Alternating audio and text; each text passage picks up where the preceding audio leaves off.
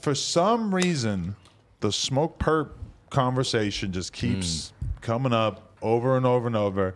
And I want to try to like retrace our steps here a little bit. He was a very early friend of the brand. People fucking loved him at the time. He was doing numbers anytime he was in the thumbnail. And now it feels like the whole thing has kind of devolved into the situation where he's become like the SoundCloud rap punching bag, which to be fair also was kind of the case with Pump, where people just nonstop make videos like just basically accusing Pump of being a loser, taking L's, whatever they want to say. And it feels like Purpp gets the same energy. I think Purpp is getting it a lot worse than Pump right now. At least I saw a little Pump put out a music video the other day, and it actually wasn't bad. It was kind of. That was the first Pump song that I heard in a while that I felt. Well, no, but he puts it out kind of consistently. Oh, really? But a lot of it's the Latin shit. Yeah. And when I heard that, I was like, all right, this reminds me of the early Pump energy. Yeah, you came in and spoke on that. I remember that. And if you read through the comments of that song, that's exactly what all the comments say. It was like, oh, this the Pump we want to hear. Like, so honestly, shout out to him for that. But I don't know. I feel like Smokepurpp is just not doing himself any favors, man. Like, I don't know what's going on. He keeps getting caught on camera with these like dramatically small shows. But it was just one. No, it was two different clip, right? There was two. Yeah, because there was one. That one that you posted the other day. I didn't post it for. Well, not you, but the one that the one that allegedly the one that No Jumper posted the other day. That was the second one. Oh, yeah. The first one had probably a couple more people than that. Really? Yeah. So it's like it's a continuous. But thing. okay, do you feel like, because this is the thing about a live show, is that a lot of times when you see somebody throw a show and then they film the show, they will go out of their way to film it so it looks like a W, right? Like if I fucking book a show. There was no way he could have made that look like a W. I got house phone opening or whatever, and for some reason the show's a total dud and there's only 20 people there. I'm going to fucking film it in a sneaky way that makes it look like there's a shitload of people in the front. Realistically, at this point in time, I think most people know. Because if there was a big crowd, you would film the big crowd, you know? And if you're filming only a few people, there's probably only a few people, but... Well, the fucked up thing is the people are going to his shows now and like they'll get him on stage and then they'll pan across the entire room and you just see a big empty ass room, like one person hanging out at the bar over in the corner.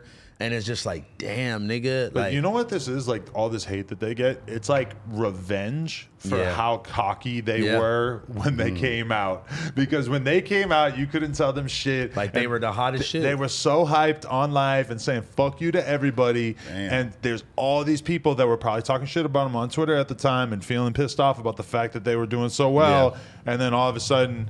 anytime you can perceive them as taking an L, it just becomes a boom. Okay, let's just fucking roast them moment. Look, I was right. I knew you didn't have any talent. J. Cole was right. He wrote a full fucking song about you.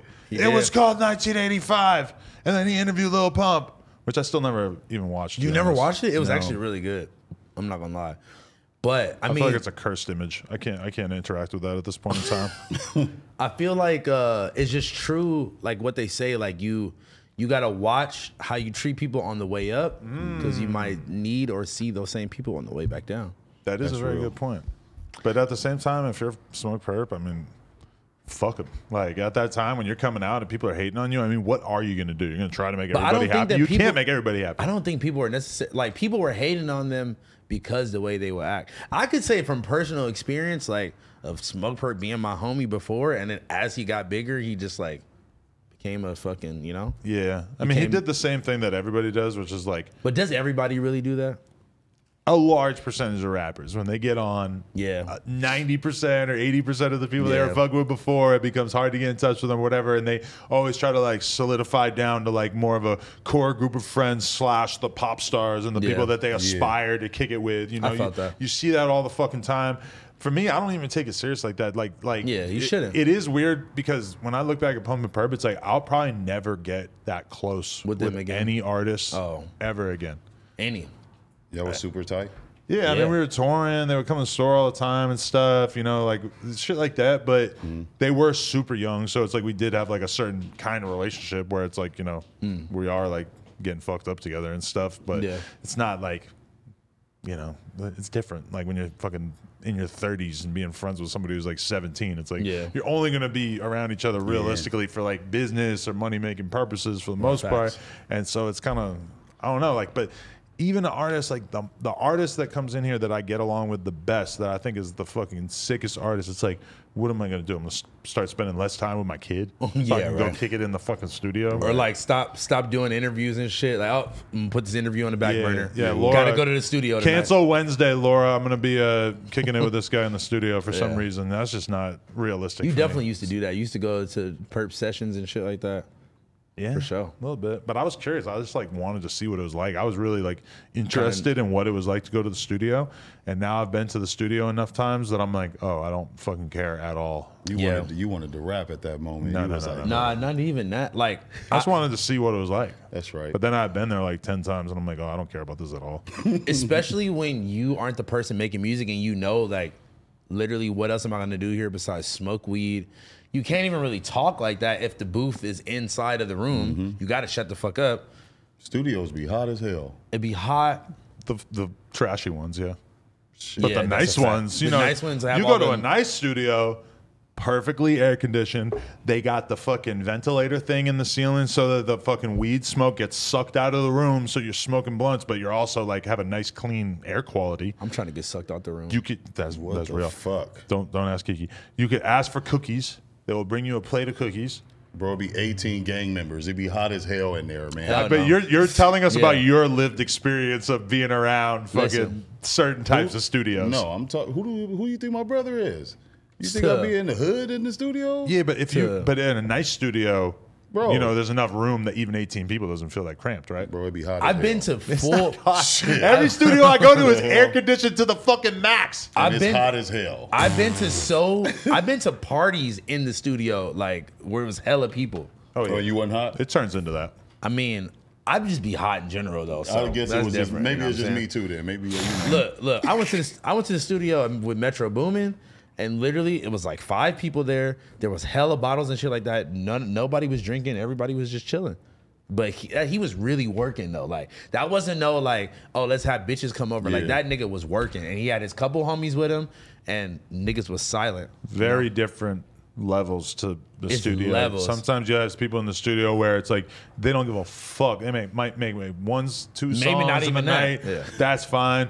Other people, but they might make the song in 5-10 minutes, you know. Yeah. And then other times you see people who are just grinding out every last fucking second, and it's like, but you wouldn't really know from just listening to the music a lot of times what their work ethic is. But then also probably some people who just fuck off in the studio also have times where they're mega honed in, you know. Yeah, I feel like you have to be like that. But bro, that last time we went to the studio with Metro, that nigga played us. I told the story already, but he played us 4 hours of unreleased music, and it was some of the hardest shit I ever fucking heard, bro. Right. Like, I was fucking blown away. I'm like, this nigga is sitting on like Grammy worthy like music, like just hours of it.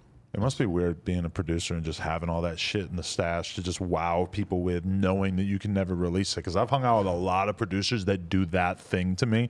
I'll be like, well, listen to this song. I'll listen to this song. But and it's crazy shit, crazy collaborations that just never got cleared, never came out. The shit is out there. It's just never going to see the light of day, you know? Like, I think love it's to crazy fuck with how you they like that. like produce them beats and then they have it made for somebody. Yeah. Like they could hear that. That shit is crazy tight to me. bro, that nigga, bro, it would be like Travis Scott featuring The Weeknd and Post Malone, like literally the biggest motherfuckers. And I'm like, why isn't this out, bro? I heard Migo thugging.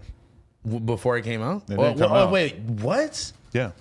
By who? Who played that for Somebody from 300, let's say. Wow. I was just at the crib smoking, and they were like, listen to this. And it's a weird feeling, too, because it's like, I'm listening to some legendary shit that everybody who fucks with these artists would probably love to hear. Yeah. What do I remember? Literally nothing. Absolutely nothing. You want to know something about it? And I mean, granted, that was 5 years ago. I was gonna say. But if you had asked me like 2 weeks after, I still would have been like, I don't know. Like, For real? Heard a bunch of shit on there, I guess, you know. Wow.